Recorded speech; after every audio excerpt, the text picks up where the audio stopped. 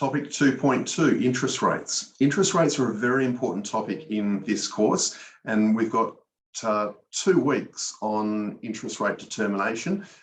Everything from the cash rate, which is the interest rate that the central bank controls, right through to yields on bonds, which are a type of interest rate. So we're going to learn about all of that in detail in topics 3 and 4. And once we do that, then we can start learning about things like quantitative easing, quantitative tightening. That is money printing. You've probably heard about money printing. So we can learn about all of that once we understand the basics. And we've just got one slide on interest rates, so this video won't be too long. So the first thing that you need to realize is there are many different types of interest rates. And the interest rates that we'll typically talk about in this course are not the interest rates that you're used to. You're probably more used to interest rates on term deposits at the ANZ or the Commonwealth Bank, or interest rates on your savings accounts, or interest rates on car loans, for example. Typically in this course, we are not interested in those types of interest rates. Well, we will mention them, but they're not the type of interest rate that we're interested in. Those interest rates are what we call retail interest rates. So interest rates on mortgages, on car loans, on student loans, on credit cards, personal loans, all of those sorts of loans that occur through, let's just say the regular retail banking system, like the ANZ, Westpac, National Australia Bank.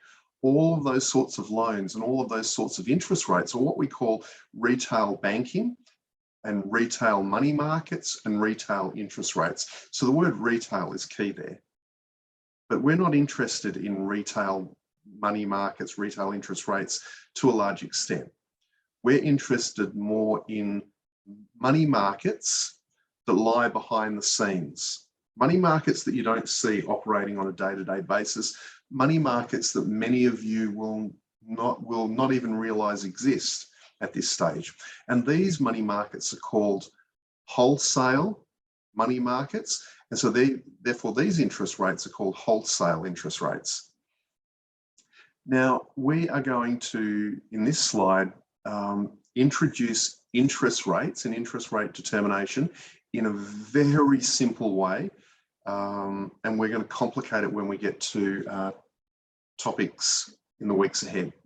So what I've got here is that interest rates on the vertical axis are determined by the forces of demand and supply. Generally speaking, that's absolutely correct.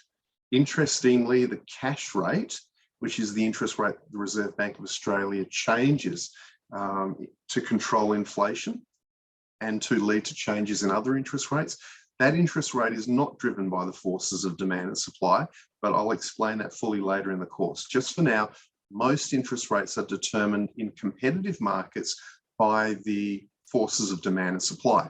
And so what we've got here is the market for loanable funds.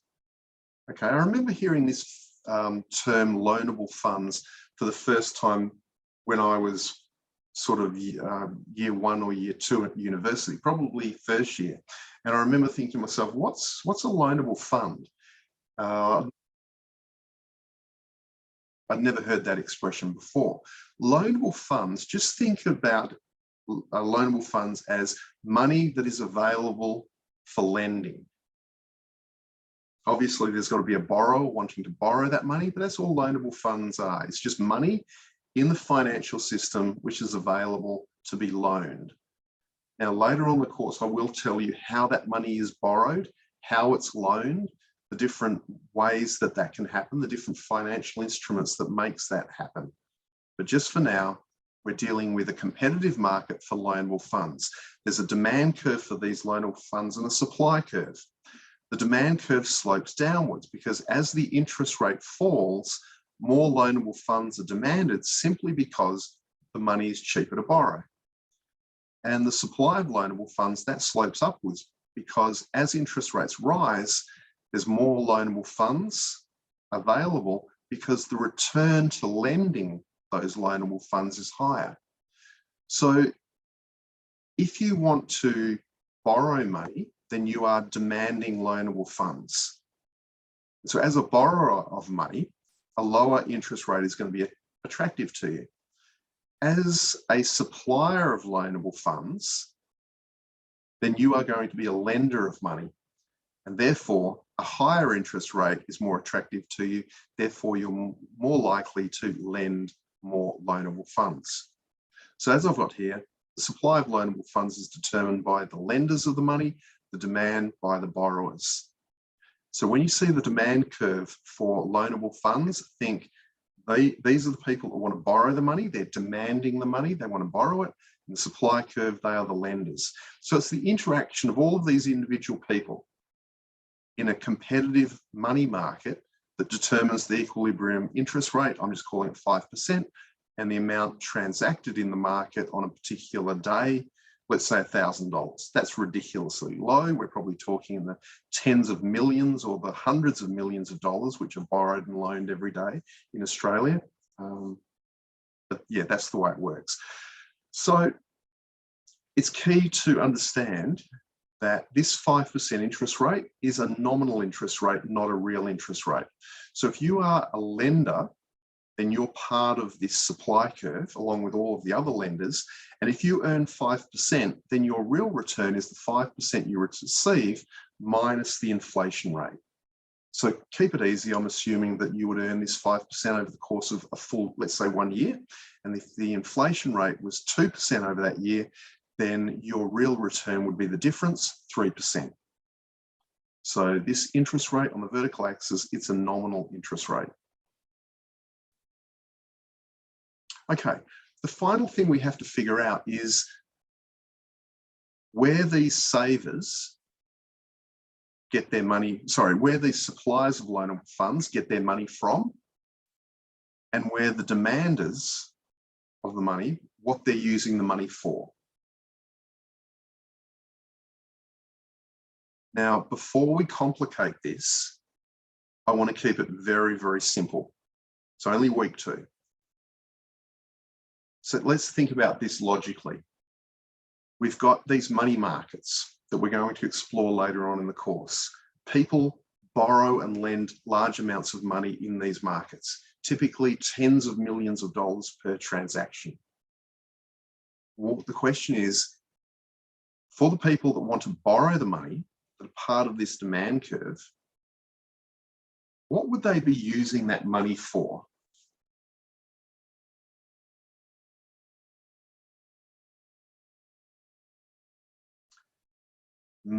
Most of this money that will be demanded in these markets will be used to fund investment spending or government spending.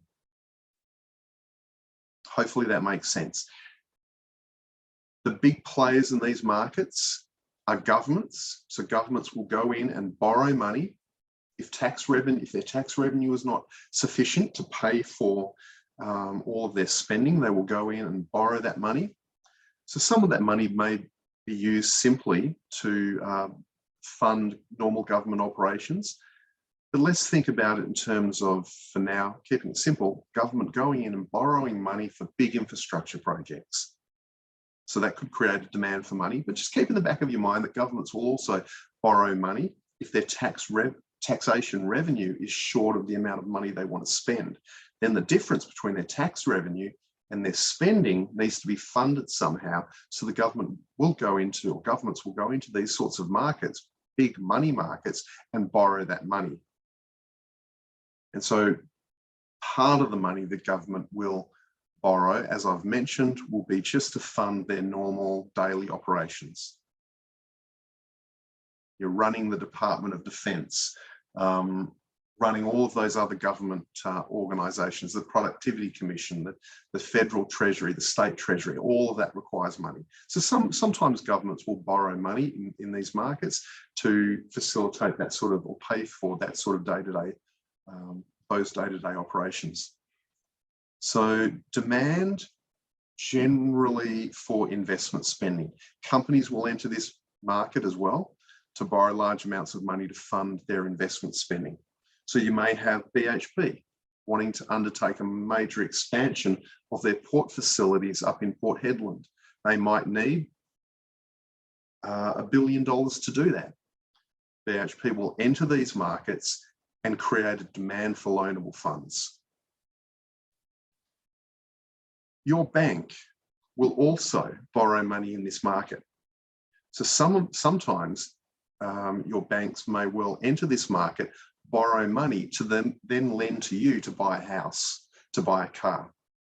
Okay, so some of this money that is being demanded will be used for sort of day-to-day operations of the government, consumption spending by you when you purchase a new car or a new mountain bike, new sports equipment, as I've used those examples before. But a lot of the money in this market will fund investment spending. So then where does the supply of loanable funds come from? Well, it can actually come from numerous sources, but just to keep it simple, for now, we're going to assume that it comes from household savings. The only way you can lend money to someone is if you have saved that money yourself in the first place. Think about that. How can you lend money to someone, whether you're an organisation or an individual, if you haven't saved that money in the first place? So we're going to look at this line and assume for now that most of the money that creates the supply of loanable funds, so at this point we've got a supply of loanable funds of 1,000, we're assuming that most of that money, if not all, has come from the savings of households. So how do the savings of households get into this market? Because it's not you as an individual going into this market and supplying your $10,000 of savings. It may well be your bank doing it on your behalf. So generally what would happen if you've got $10,000 in your savings account and you add another $10,000 to it, that new $10,000, your bank may well go into this market and supply that money to a borrower in this market. Of course, your bank may take that extra $10,000 that you've saved and just lend it to another customer immediately that way. Yeah, some of your savings will be used in that manner, but some of your savings may well enter these big markets for money, these markets for loanable funds, and create additional supply of loanable funds. So that's where the supply of loanable funds come from, savings of households, and the demand comes from, as I mentioned, mainly investment spending. So until we complicate this and make it a little bit more realistic, I'm perfectly okay with you looking at this supply curve of loanable funds and thinking this is money coming from households, and the demand of loanable funds, this is the money coming from, or the demand for money from companies to fund investment. And just for now, I'm assuming that this is a market in Australia for money, and that it is closed to the rest of the world. So we don't have, in this market, it's an Australian market for money. There are borrowers and lenders. Both the borrowers and lenders, they're big institutions. They're big players in financial markets, and they're borrowing and lending large amounts of money in these wholesale money markets. And just for now, because we're only in week 2 and we don't want to go crazy and complicate things too soon, too early. That didn't make sense, did it? Too early. Then we'll keep it nice and simple and assume that this is just an Australian market and it's not open to foreign borrowers or foreign lenders. Of course, if we open this market up to foreign lenders of money, it would immediately shift the supply curve to the right. If we open this market to foreign borrowers, it would immediately shift this demand curve to the right. But we're just assuming that all of the demanders, the borrowers, are Australian organisations or government bodies, and all of the suppliers, they are Australian as well. So typically the suppliers will be Australian banks, and they will be obtaining the savings of individuals and channeling some of that money into this market for loanable funds. Okay, so in summary, interest rates are determined in competitive markets driven by the forces of demand and supply. We've assumed that this market is closed to foreign participants. And very importantly, this is a market for money that sits behind the scenes. It sits behind the Australian banking system. It sits within Australian financial markets. And as I said, some of you will know of the existence of these money markets. For many of you, it'll be the first time that you will have seen these sorts of markets. But later on in the course, I'll show you websites where you can actually see the money being traded in a sense. And so I think that'll really help you sort of understand what these markets are all about. But just for now, we're keeping it simple, but we will get more realistic very, very soon in terms of what these markets are all about.